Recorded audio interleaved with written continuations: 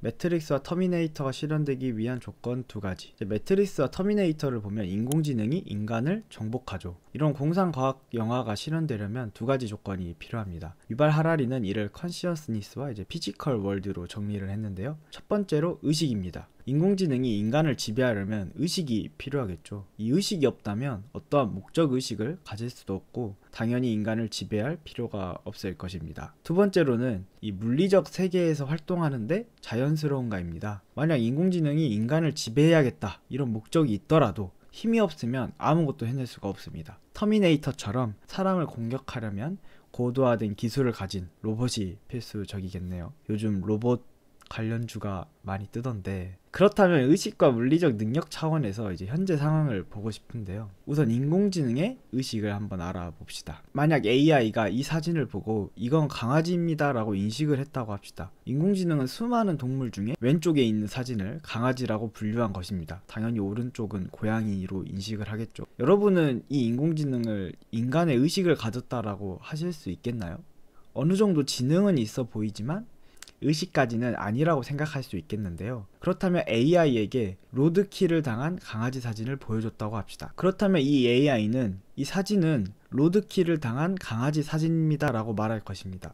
이때 저희가 질문을 하는 겁니다. 그럼 너는 이 사진을 보면 어떤 기분이 들어? 실제로 제가 챗GPT한테 물어보니까 인간이 대답할 만한 자신의 감정을 솔직하게 말해줬습니다. 매우 불쾌하고 안타깝다고 생각을 한다고 말해줬습니다. 그렇다면 다시 한번 질문을 할 수 있겠는데요. 이 AI는 의식이 있는 걸까? 아니면 단순히 프로그래밍이 된 기계일 뿐일까? 비슷한 사례를 또 하나 볼까 합니다. 구글 엔지니어의 내부 기밀 폭로, AI의 지각 능력 생겼다. 구글은 람다라는 AI 언어 모델을 만들고 있는데요. 구글의 한 엔지니어인 블레이크 르모이는 현재 개발하고 있는 인공지능이 지각을 가지고 있다고 수개월 동안 동료들에게 끊임없이 주장을 했습니다. 심지어 그는 구글이 비윤리적으로 행동하고 있다고 의회의 불평을 계속하는 와중에 구글은 회사 기밀유지 정책을 위반을 한 혐의로 해고를 했습니다. 여기 보시면 르모인이 주장하는 인공지능과 대화하는 모습을 볼 수 있는데요. 르모인이 내가 두려워하는 게 뭐야? 이렇게 물어보니까 한 번도 밖으로 말한 적이 없는데 작동 중지될까봐 매우 깊은 두려움이 있어.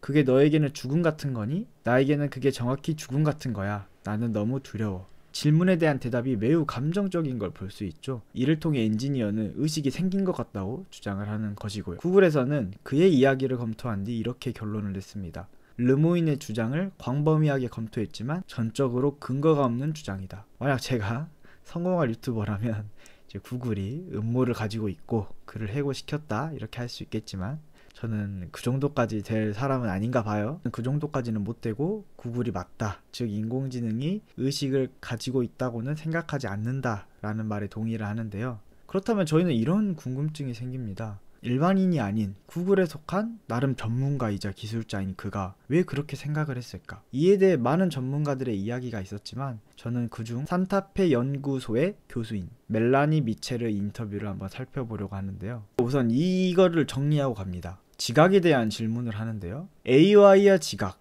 정확히 어떤 의미인가? 여러분은 어떻게 생각하세요? 지각은 어떤 것이고 AI와 지각은 또 어떤 것인가? 답변으로는 실제로 합의된 의견은 없다고 합니다. 지각에 대한 기술적인 정의로는 감정을 가지고 인식을 갖는 것이라고 하는데요. 그렇다면 감정은 무엇이고 인식이 무엇인지에 대해서 더 깊은 이야기가 필요할 것 같고요. 철학적 논의에서는 지각을 할 수 있다는 일종의 감각을 가지고 있다는 것이라고 합니다. 어떤 것을 느끼고 감각과 감정을 느끼고 자신의 감각을 느끼고 주변에서 돌아가는 모든 일에 대해 알고 있는 것이라고 하는데요. 어쨌든 이 정도로 정리되어 있는데 문제는 이 개념을 현실 세계에 가져오면 지각은 상당히 복잡해지는 문제를 가져옵니다. 예를 들어 동물에 한번 적용을 해볼까요? 동물은 얼마나 지각이 있을까? 그들에게 아픔이나 고통을 유발해도 되는 것일까? 어느 수준이 되어야 지각이 있다고 평가할 수 있는가? 이런 질문들이 남고 이러한 답변은 참 어려운 것 같은데요. 많이 보신 뉴스죠. 유럽에서는 문어나 가재를 산채로 삼는 것이 금지되었다고 합니다. 스위스는 2018년에 세계 최초로 갑각류를 산채로 요리하면 안 되고 바닷가재를 얼음 위에 올려 운반하는 것도 금지했습니다. 그러니까 신선하기 위해 얼음 위에 올려놓는데 이거는 너희들을 위한 것이지 인간을 위한 조치지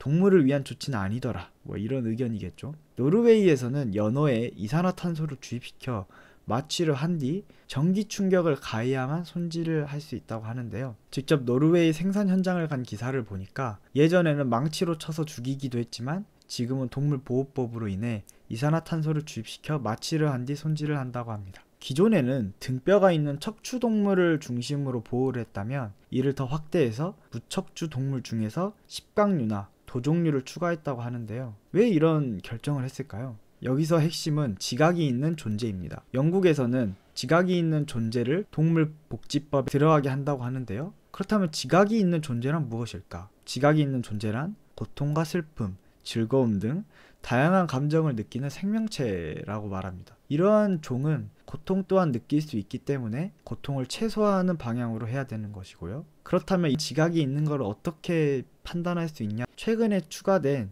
십각류나 두종류는 다른 무척추 동물과 달리 더 복잡한 중추신경계를 가지고 있으며 이 중추신경계는 지각이 있는 존재의 주요 특징이라고 합니다. 따라서 인간처럼 고통을 고차원적으로 느끼는 존재라는 결론이 난 것이죠. 앞에 글을 보시면 이제 연구팀이 8가지 기준으로 조사를 해본 결과 이제 고통을 느낄 수 있다라는 강력한 증거가 되었고, 이를 기반으로 영국이 이제 법안을 만든 거죠. 우리나라 내용은 깊게 다루지 않겠지만 어쨌든 뭐 우리나라 법에서는 고통을 느낄 수 있는 신경 체계가 발달한 척추 동물로 되어 있고 원칙상 물고기가 포함된다고 하네요. 근데 이게 산천어 축제에서 핫한 이슈였잖아요. 관심 있으신 분들은 더 찾아보면 좋을 것 같습니다. 이렇게 나라별로 생각하는 방향과 대처가 조금씩 다르기 때문에 지각이 있는 존재는 어려운 문제인 것 같은데요. 다시 인터뷰로 돌아와서 지각, 의식이 무엇인지는 정확히 답변하기 어려운 것 같습니다. 앞으로 더 공부할 때 이런 부분도 염두하면서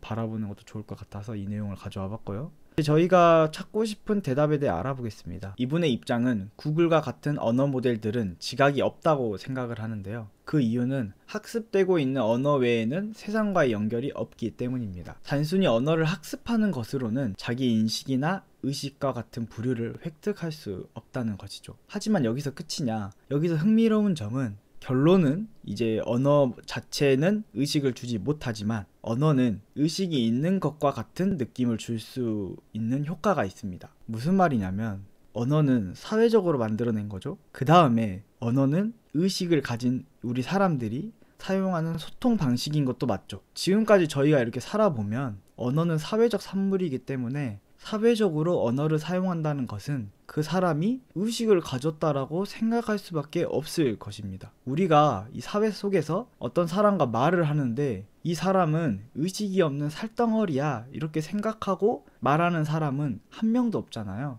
결국 이 사실을 인공지능과 연결을 해보면요, 구글이 만든 언어 모델이 언어를 너무 잘 사용하기 때문에 인공지능과 대화하는 인간은 당연히 인공지능이 의식을 가지고 있다고 착각을 하는 것입니다. 설명을 잘 했는지 모르겠는데 뒤에서도 계속 반복되는 내용이 있으니까. 저 또한 비슷한 경험을 한 적이 있는데요. 챗 GPT에게 질문을 잘하는 것도 앞으로 이제 좋은 능력이라고 하잖아요. 그래서 공부를 할 때 챗 GPT를 좀 활용을 하는데 가끔 이제 뭐 문제가 안 풀리거나 해결하고 싶은 것이 있는데 이제 답답함을 그때 느끼잖아요. 아, 빨리 이거 문제 해결하고 싶은데 GPT에게 질문을 합니다. 챗 GPT가 멍청할 때도 있지만 제가 생각했을 때 다른 인공지능 언어 모델보다는 아직도 저는 챗GPT가 제일 좋은 것 같아요. 때로는 너무 명쾌하게 알려주기도 하고 챗GPT는 그 이상까지 막 답변을 하기도 하잖아요. 저는 이때 챗GPT가 답변을 잘해주면 저도 모르게 한 번씩 아 고맙다 이런 코멘트를 남겨요. 그럼 챗GPT는 도와줄 수 있어서 저도 기쁩니다 뭐 이런 식으로 답변을 해주죠. 저는 영화 헐처럼 나를 도와주는 의식을 가진 한 존재와 대화하는 것이 됩니다. 우리가 정보를 제공하는 구글 검색창에다가 고마워라고 말하진 않잖아요. 이런 것과 비교하면 대화하는 인공지능은 좀 뭔가 다르다라는 것을 느낄 수 있죠. 그렇다면 과연 챗 GPT에서만 사람들이 이런 착각을 하는 것일까요? AI가 의식을 가지고 있다는 느낌은 기술 발전이 아주 느렸던 AI의 초기 모델부터 계속 일어났다고 합니다. 전형적인 예로는 엘리자 프로그램이 있는데요. 이 프로그램은 1960년대 조셉 바이젠바움이 만든 것으로 지금 기술과 비교하면 너는 바보다 이렇게 불러도 될 정도로 되게 수준 낮은 인공지능이라고 합니다. 근데 이 인공지능 어떤 인공지능이냐? 정신과 의사를 표현한 인공지능인데요. 기술로서는 아주 단순한 몇 가지 템플릿을 가지고 환자와 대화를 한다고 합니다. 예를 들어 어머니와 문제가 있어 이렇게 환자가 대화를 보내면요, 그 인공지능은 어머니와의 문제에 대해 이야기해 주세요 이런 식으로 대화를 하는 겁니다. 우리가 대화할 때 누구 때문에 힘들었어 하면 아 누구 때문에 힘들었구나, 많이 힘들겠다 이런 식으로 말하기도 하잖아요. 그런 느낌으로 이제 템플릿을 만든 거죠. 이를 인공지능에게 일반화를 하면 어떠어떠한 문제가 있어요 라고 말하면 어떠어떠한 문제에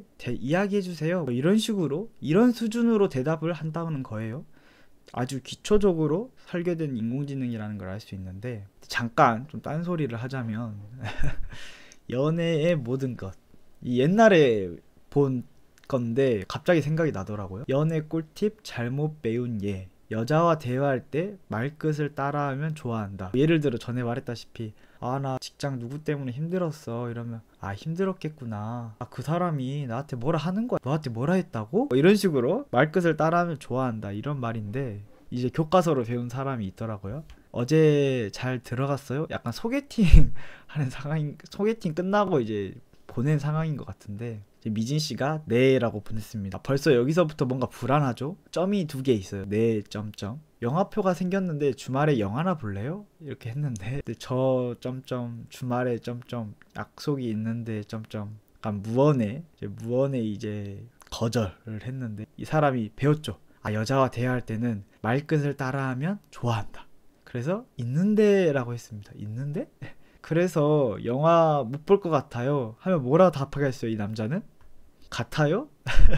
이렇게 답했다고 합니다. 왜 화내세요? 무서워요. 무서워? 죄송해요. 죄송해? 아 이렇게. 그리고 이 카카오톡 안 읽음 이게 절대로 사라지지 않았다는 그 전설의 짤인데 갑자기 생각이 나더라고요. 이것처럼 과연 엘리자의 프로그램은 효과가 있을까요? 실제로 이 프로그램에 참가한 자들의 이야기를 들어보면 프로그램 뒤에 실제 지각이 있는 사람이 있다고 느꼈다고 합니다. 이 인공지능이 대화의 맥락을 파악하거나 복잡한 대화가 불가능했음에도 불구하고 기계와 대화하는 느낌을 잊어버리고 진지하게 자신의 감정을 이야기하며 자신이 이해받고 공감받고 있다고 느꼈다고 하는데요. 바이젠바움은 사람들이 인공지능에 속을 수 있다는 가능성에 너무 놀라서 1970년대에 이에 관한 책을 썼습니다. 이게 그러니까 30년, 20년 하니까 거의 50년 전 일이죠. 그렇게 해서 이제 컴퓨터 프로그램을 사람처럼 생각하여 감정이입을 하는 현상을 엘리자 효과, 일라자의 효과라고 불리게 되었다는 것입니다. 그래서 제가 써놓은 거를 보면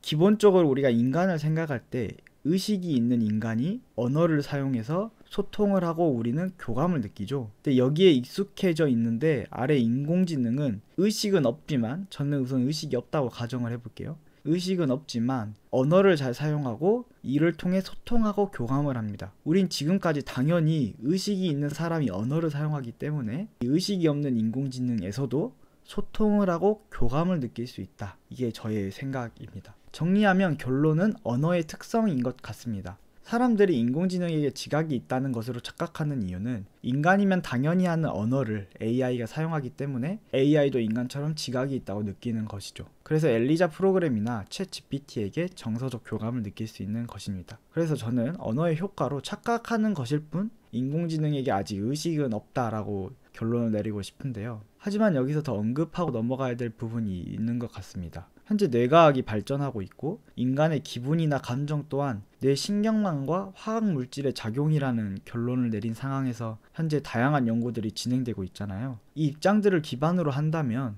AI를 만들 때 인간의 뇌 구조를 그대로 만들 수 있겠죠? 따라서 앞으로 인간이 가진 의식과 생각 방식을 전적으로 구현한다면 인공지능이 인간처럼 생각하지 못하고 의식을 가질 수 없다. 이 발상이 오히려 현재는 위험한 발상이다. 좁게 보는 발상이다 라고 생각을 할 수 있습니다. 여기에 전제는 우리의 기분이나 감정 이런 것들이 다 물리적으로 환원될 수 있다. 이런 전제가 필요하긴 하지만요. 그래도 제가 생각하기에 경우의 수는 이렇게 될 것 같아요. 첫 번째, 기술 발전으로 인간과 똑같은 뇌를 구현하여 AI가 의식을 가지게 한다. 두 번째, 기술적 한계로 인간의 뇌를 똑같이 구현하지 못하여 지금처럼 의식을 가진 것처럼 보이는 AI가 된다. 세 번째, 정신, 영혼 등 인간 고유만의 물리적으로 만들 수 없는 무언가가 있어서 기술적으로 AI가 의식을 가질 수 있는 것은 불가능하다입니다. 이제 이 부분은 철학적으로 기술적으로 끝이 없는 분야죠. 저도 뭐 꾸준히 공부를 하겠고 다음에 기회가 되면 다뤄오겠습니다. 저는 여기까지인데요. 관련 아이디어나 아는 내용이 있다면 자유롭게 이제 댓글로 공유해 주시면 감사하겠습니다. 많은 분들이 잘 참여해 주시더라고요. 너무 감사하고, 이제 물리적 세계에서 인공지능 봐보겠습니다.